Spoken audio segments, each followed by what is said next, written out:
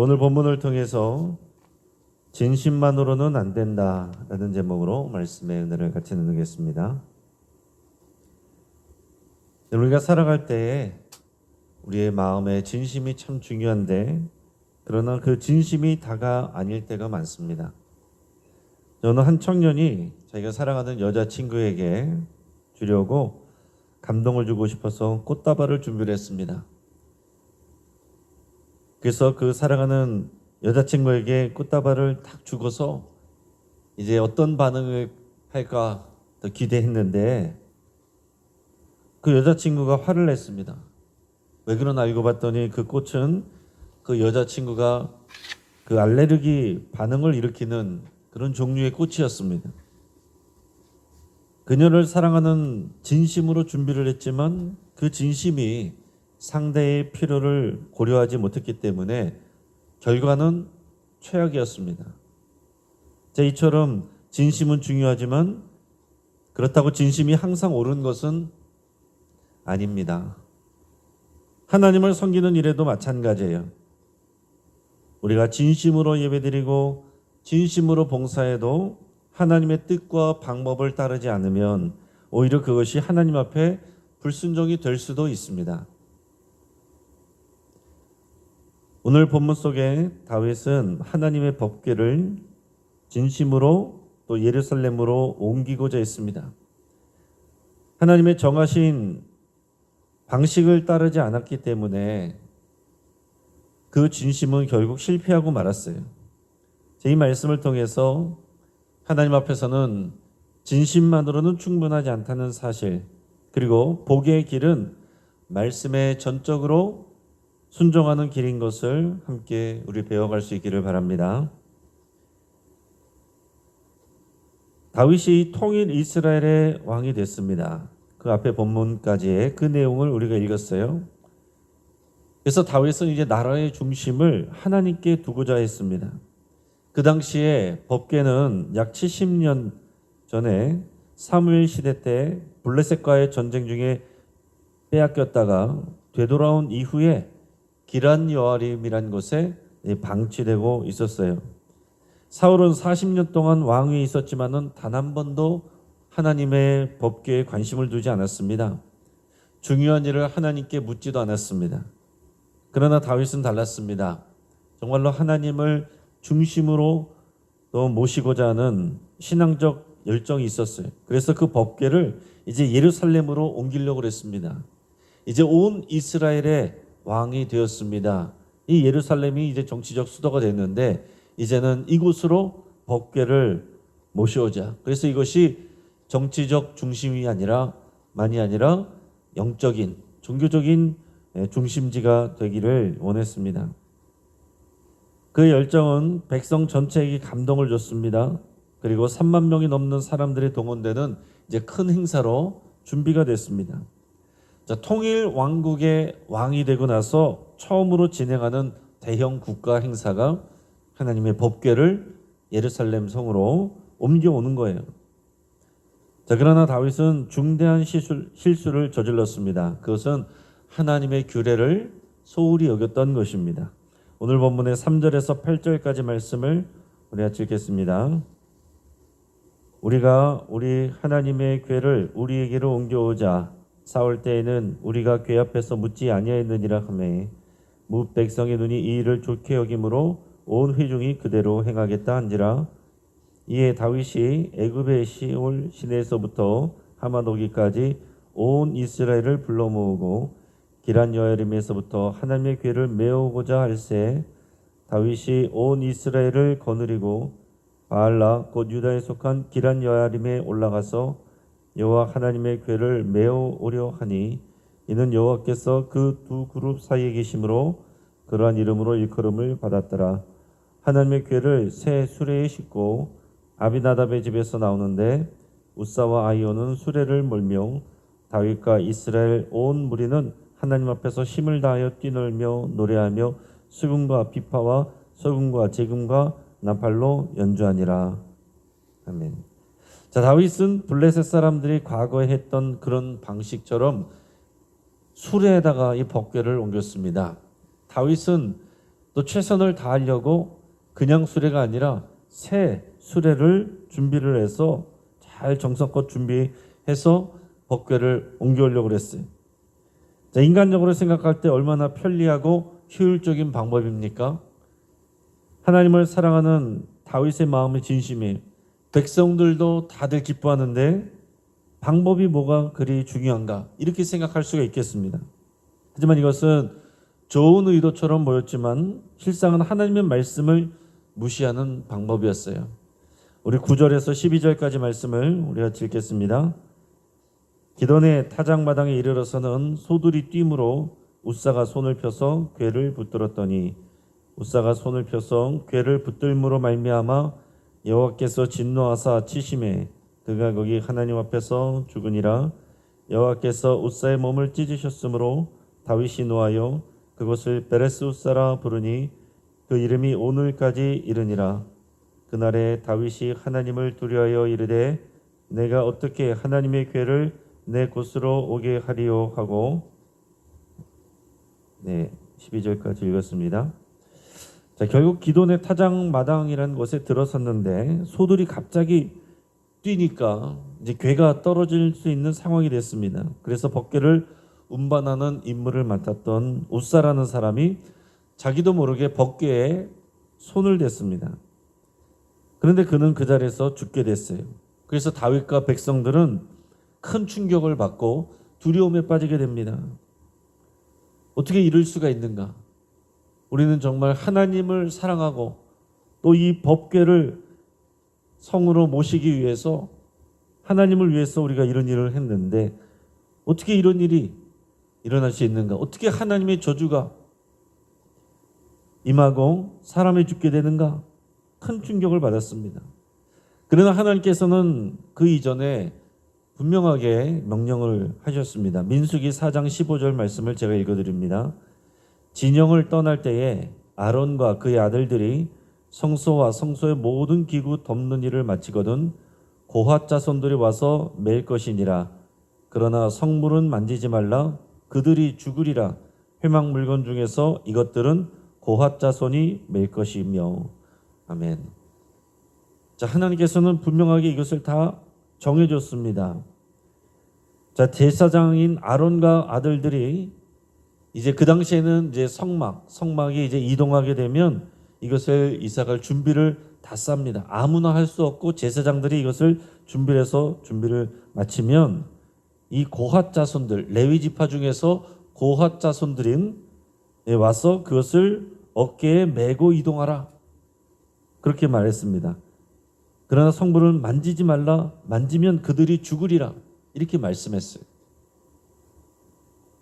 자, 웃사의 죽음은 하나님이 경고하셨던 일의 결과였습니다. 수레에서 법궤가 떨어질까봐 손을 댄 행동은 인간적으로는 이해가 되지요. 하지만 하나님께서는 그것을 거룩을 침범한 죄로 여기십니다. 이것은 하나님이 만들어 놓으신 영적인 원리이고 거룩함의 법칙이에요. 왜 그러냐고 우리가 따질 일이 아닙니다. 하나님의 임재는 아무 방식으로나 다뤄질 수 있는 것이 아닙니다. 하나님의 방식이 있는 것입니다. 자, 예를 들어서 어린아기가 와서 추운데 뜨거운 난로를 만지고 싶어 한다. 만지면 안 돼. 만지면 다친다. 얘기를 했는데 아이는 만지고 싶어요. 이 일을 하지 못하고 몰래 가서 난로를 만졌다. 아이는 손을 다치게 되는 것입니다. 자, 하나님의 방식은 이런 거였어요. 그래서 하나님의 거룩함을 죄인인 인간이 침범하지 않도록 사실 이렇게 말씀하신 것은 결국 인간을 보호하기 위한 것입니다. 하나님의 거룩함에 손을 댔다가 사람이 죽을 수 있기 때문에 그러지 말라고 분명하게 경고를 주신 거예요. 자, 우리가 하나님을 규정하는 게 아닙니다. 하나님이 우리를 규정하십니다. 오늘 우리가 잘못하면은 항상 우리의 생각과 우리의 시선으로 우리의 또 판단으로 하나님까지 다 규정하려고 그럴 수 있습니다. 하나님을 판단하려고 할 수 있습니다. 그거는 잘못된 일이죠. 하나님이 어떤 분이신지를 알아야 되고 하나님이 말씀하신 내용들이 무엇인지를 알아야 되고 또 그것이 무슨 의미인지를 알고 지키는 게 중요한 것입니다. 하나님이 왕이시고 우리가 백성이에요. 우리가 하나님을 다스리고 조종하는 게 아니다라는 것을 여러분 잘 기억하실 수 있길 바랍니다. 자, 이렇게 웃사의 죽음을 본 다윗이 충격에 빠졌습니다. 하나님이 우리 중에 계시면 복이 있을 줄만 알았는데 하나님이 왜 진노하시는가? 자, 하나님의 법궤는 하나님의 임재를 상징합니다. 그게 하나님의 약속이었어요. 하나님의 법궤 위에 하나님이 임재하셔서 백성들을 만나시는 게 하나님의 약속이었기 때문에 하나님의 법궤는 하나님의 임재 자체를 말하는 것입니다. 법궤를 모셔온다는 것은 하나님을 모셔오는 거예요. 자, 그런데 하나님을 모셔오는 일에 진심을 다했는데 왜 이런 일이 있는가? 오히려 왜 저주가 임하는가? 혼란에 빠진 거죠. 그래서 두려움에 빠졌습니다. 법궤를 도저히 이제 자신의 도성으로 옮길 수가 없었습니다. 그래서 그 근처에 있는 가드 사람 오베데돔의 집에 3개월간 임시 보관하게 합니다. 자, 여기서 가드 사람이라는 표현은, 가드는 원래 블레셋 지역이거든요. 그가 본래 레위인이었지만은 가드 림몬이라고 하는 지역에 거주한 사람이다라는 그런 의미입니다. 자, 그런데 그 집에 놀라운 일이 벌어졌어요. 하나님의 임재가 머문 그 집에 복이 임한 것입니다. 13절 14절 말씀 우리 같이 읽겠습니다. 다윗이 궤를 옮겨 자기가 있는 다윗성으로 메어들이지 못하고 그 대신 가드 사람 오베데돔의 집으로 메어가니라. 하나님의 궤가 오베데돔의 집에서 그의 가족과 함께 석 달을 있으니라. 여호와께서 오베데돔의 집과 그의 모든 소유에 복을 내리셨더라. 아멘. 자, 이 오베데돔이란 사람은 본의 아니게 법궤를 떠맡게 됐습니다. 근데 여러분 한번 생각해 보시기 바랍니다. 지금 잘못 건드렸다가는 사람이 죽어요. 그 사건 때문에 다윗도 두려워서 어쩌지 못하는 것을, 이 법궤를, 이 신성한 신령한 물건을, 그러나 이 두려운 물건을 그 집안에 들여놓는다는 건 이게 어떻게 쉬운 일이겠습니까? 그러나 거절할 수는 없습니다. 왕이 명령했어요.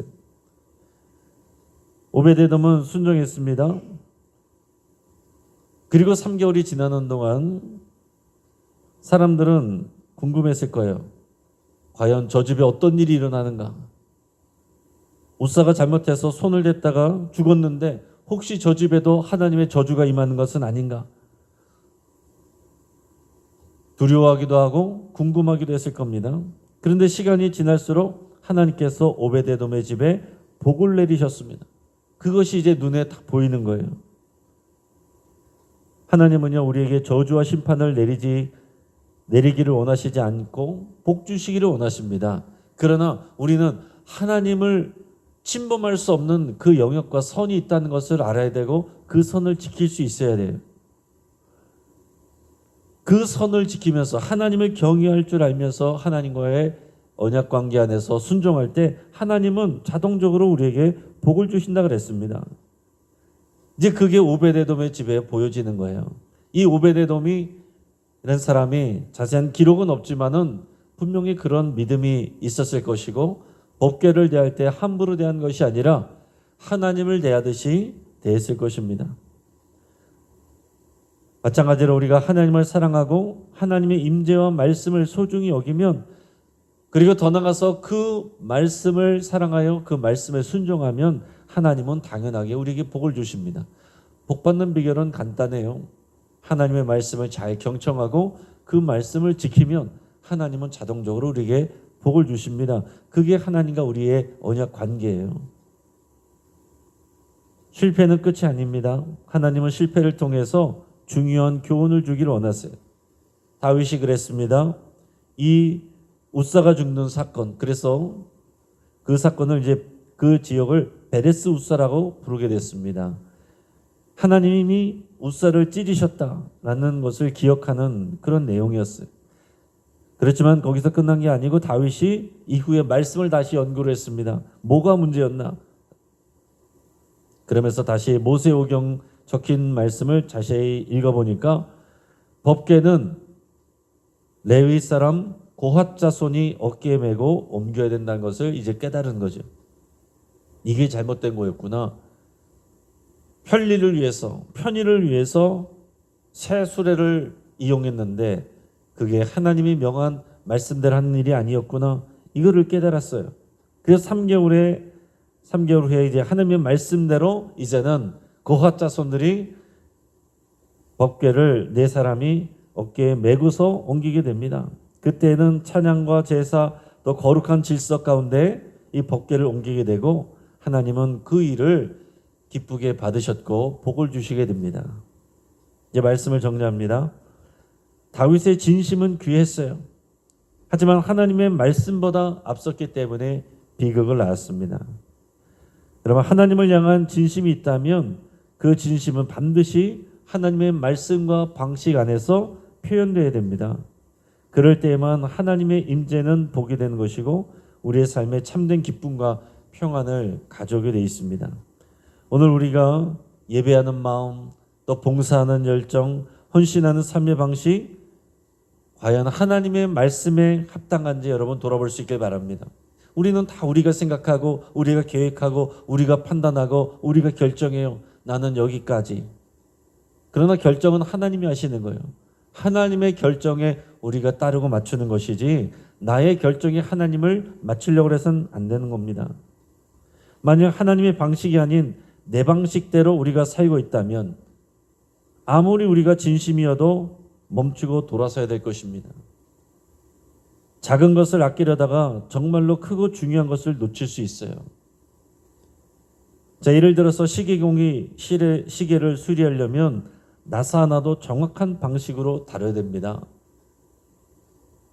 자기 편의대로 자기 생각대로 그것을 조립한다고 했을 때 중요한 것들을 빼놨을 때 이쯤이면 되겠지 하고 조인다면 시계는 결국 망가지게 될 것입니다. 우리 신앙도 마찬가지예요. 하나님은 우리에게 정확한 인생 사용 설명서 성경 말씀을 주셨습니다. 여러분, 진심만으로는 안 돼요. 우리가 하나님을 사랑하는 것도 진심이고 믿음 생활하는 것도 진심인데 하나님의 말씀을 알지 않고 하나님의 말씀에 순종하지 않고 내 방식대로 내 가치관대로 살면서 하나님 나에게 복을 주십시오, 이거는 다윗이 새 수레의 법궤를 태워서 이동하는 것과 같은 것입니다. 진심 위에 말씀의 순종이 세워져야 됩니다. 그럴 때 그곳에 하나님의 복과 은혜가 임하는 거예요. 우리의 인생 사용 설명서인 성경 말씀을 사랑하고 그 말씀에 순종하여 오베데돔의 집에 하나님의 은혜와 복이 임한 것처럼 그 은혜와 복을 누리는 저와 여러분과 여러분들의 집이 되기를 주의 이름으로 축복합니다. 자, 한번 기도하겠습니다.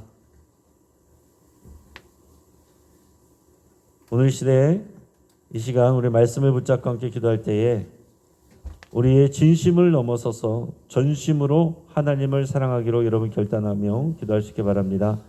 또한 내 방식대로 신앙생활을 고집했던 것을 회개할 수 있길 바랍니다. 하나님의 말씀을 잘 듣고 배울 뿐만 아니라 그 말씀이 우리의 삶이 되기를 여러분 기도할 수 있길 바랍니다. 또한 환우들을 위해서 함께 기도할 때에 오늘 박경일 권사님이 그 몸의 기형종 제거 수술을 받게 됩니다. 수술이 잘 되고 쾌유하기를 위해서 같이 기도해 주시고 우리 항암하는 우리 교우들을 위해서 또 조인기 목사님과 여러분들의 치유를 위해서 함께 기도하겠습니다. 오늘 있을 영신 늘 푸른 대학 갈릴리 전도대 수요 예배 리더 교육 모든 순서마다 하나님의 임재하시고 은혜 부어주시기를 위해서 함께 기도해 주시고 우리 주변에 믿음이 있다고 말하면서 자기 마음대로 살아가는 성도들의 또 그의 삶 가운데 하나님의 뜻이 이루어지고 그분들이 주님과 교회로 돌아올 수 있도록 예수 함께 기도하시기 바랍니다. 이 시간 주여 한번 부르짖고 합심해서 함께 기도하겠습니다. 주여